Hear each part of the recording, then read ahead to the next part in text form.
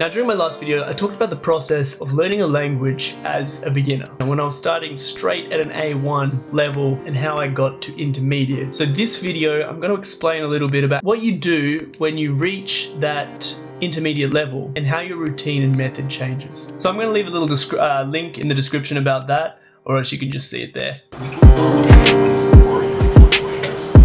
There's a ton of different resources and ways to work this out, but in the end it also comes down to just your general feeling on where you're at, but I'll get to that in a sec.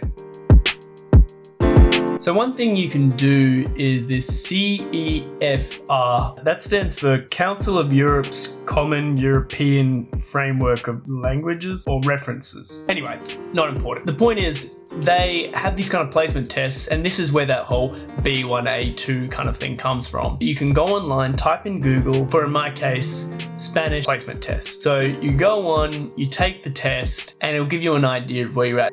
The only problem with these tests is they don't give you a chance to actually talk. I mean, this comes down to your goal. I mean, for me, it was to be able to conversate with my girlfriend's, family and have conversations in Spanish. These tests will let you know if your grammar's good, you know the basic vocabulary and things like that, but it's not going to give you an idea of how you actually do in a conversation, because that's a whole nother thing entirely.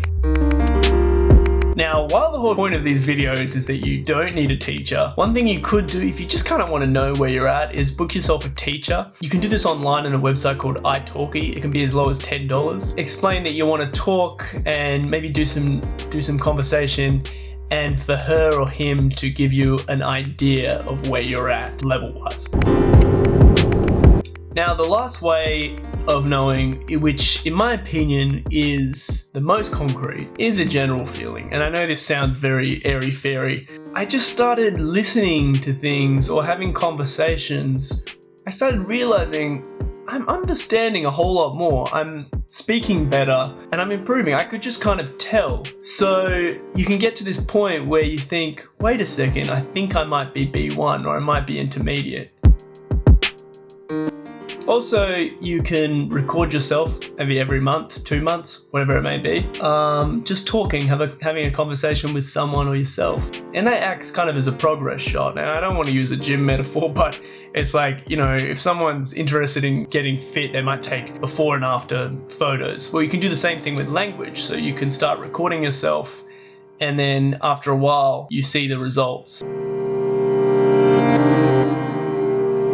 When you've got to that intermediate phase, the most important thing is just to start talking. Start actually using the skill that you've been learning over all these months or however long it's been. I mean, if you were to learn the guitar, for example, you'd learn the technical aspects, but you're not going to get better unless you actually practice. If you just start playing. And it's the same thing with language. You've got to talk. It's the most important thing. Talk as much as you possibly can. How do you start talking? If you compare living abroad with this way of learning a language, you can take the fact that when you are living abroad, I mean, you don't really have to worry about this idea of talking, because every single day you're surrounded by the language. And if you want to get a coffee or something, you got to speak it. You have to speak it to get by. Now, creating this is not impossible when it comes to learning this way. So what you can do is go on to that website I mentioned earlier called italki. But instead of looking for a language teacher, you're going to be looking for someone to do a language exchange with. Now, how you do this is go down to discussions, make a new post, and title it something like Australian guy wanting to practice his Spanish. Then from that, people will comment and they'll be like, oh yeah, I want to practice my English. So after you've gotten in contact with them on italki, you guys add each other on Skype and you start to sort of practice your language. So voila, you have yourself a language partner. How these exchanges work is that, say I want to learn Spanish. What you do when you talk to this person is they can practice a little bit of their English, you can practice a little bit of your Spanish, and it could be half at the start in English, half at the end in Spanish, or you can just intermingle it.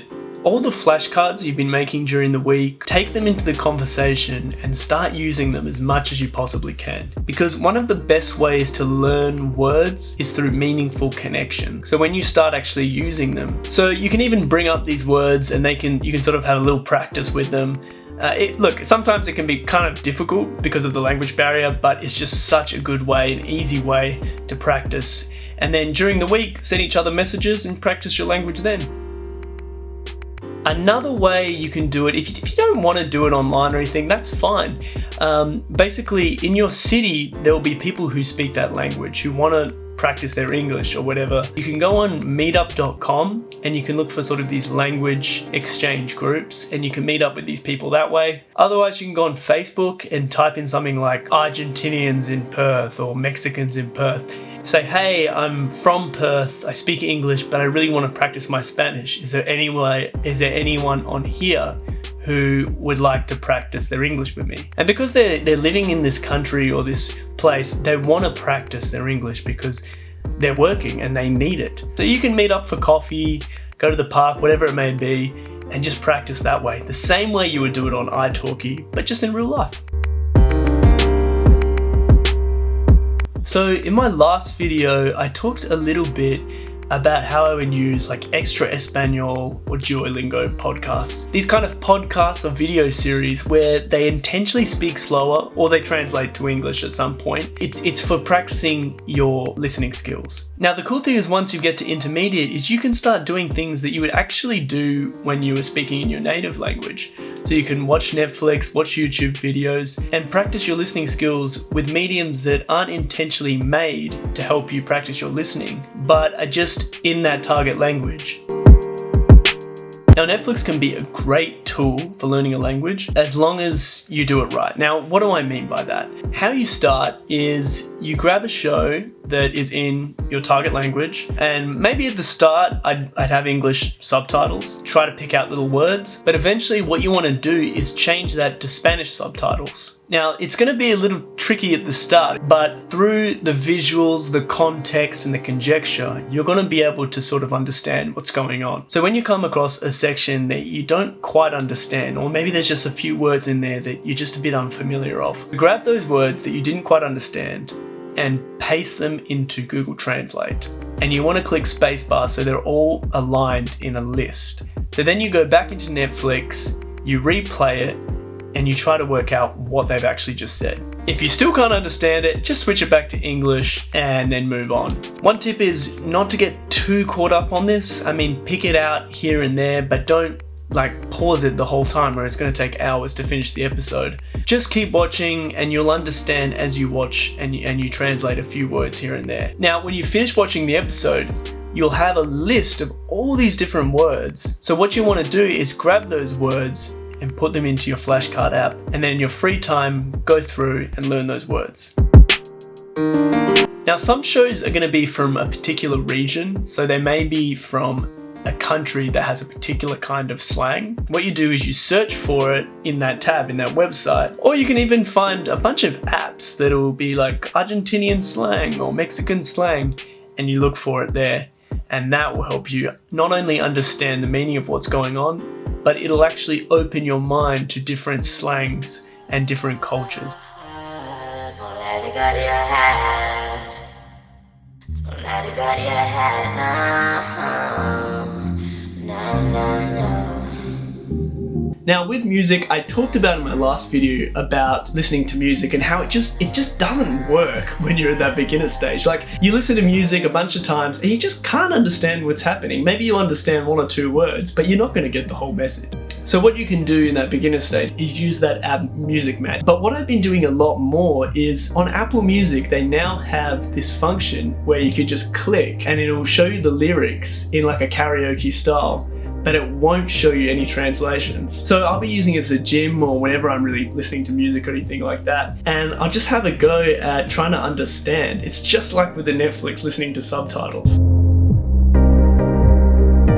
Reading is a really great way to start practicing the language, learning about not only vocab, but to see how the language is set up. When you start seeing these sentences, you're gonna start picking up on the little things to do with grammar, whether it's past tense, subjunctive, and it's just a really fun activity to do. Now, of course, you can just grab a book or something like that. For me, I think the best thing is to grab the Amazon Kindle. Now, the reason I say this is The Amazon Kindle allows you to highlight the words, translate it straight on the app, make a note, and then when you're finished reading, you have a bunch of different flashcards. Now, I'm not saying these are flashcards outside of the app, it's all 100% in the app. So when you're finished, you see all the words you've highlighted and the notes you've written with the translation, and then you get to practice them.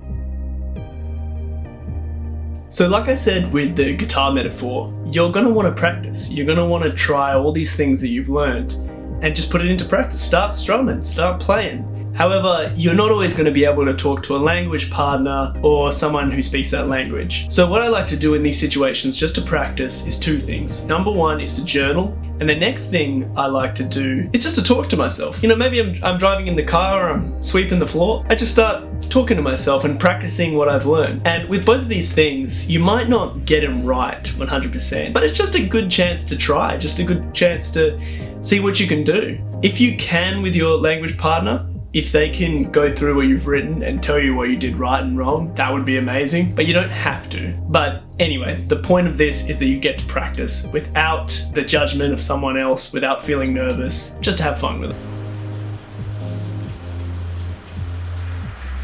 Now, this is not really the most essential thing, but I think for any level of language learning, this can be helpful. To go into computer and change the language settings. Go into system preferences and change those settings. The great thing about this is you're going to learn so much vocab, because if you're on your computer day in, day out, you're going to see these words come up all the time, whether it's desktop or folder and you get used to the words and the titles. So when you change it to a different language, you immediately know what the translation is through learned experience. So be in tune with yourself. There will be points when you're practicing where you'll realize after a while that you need more speaking practice, or you need more listening, or you need vocab. And for the next little while, what you'll do is do more of one medium and less of another. So that may mean more listening to Netflix because your listening is bad. It may mean more reading because you really want to expand your vocabulary. But whatever it is, sometimes you may have to mix it to do more of one thing, because that's one thing that you really need to learn, practice, and improve at.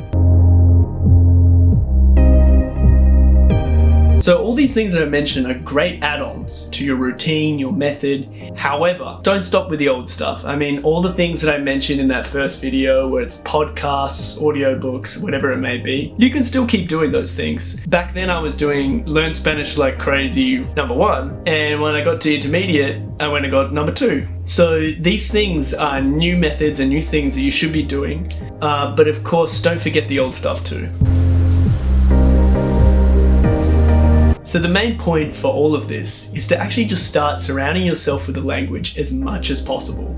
Because when you get to that stage, you'll be able to do things that you would do in your native tongue, just in an everyday. And that's what's the great thing about it. I mean, when you're just speaking in English and living a day like that, you would just go on Netflix, you'd read a book, you'd do something like that. When you get to this stage where you start understanding more, you can speak more, you understand most of the grammar topics, you get to a place where you can just have fun with it. And that's all going to improve your language. But of course, taking it back to that idea of living abroad, you're surrounded by the language, you have to speak it and you have to hear it. So that's the most important thing when you get to intermediate. Speak it as much as possible, listen to it as much as possible, and just surround yourself.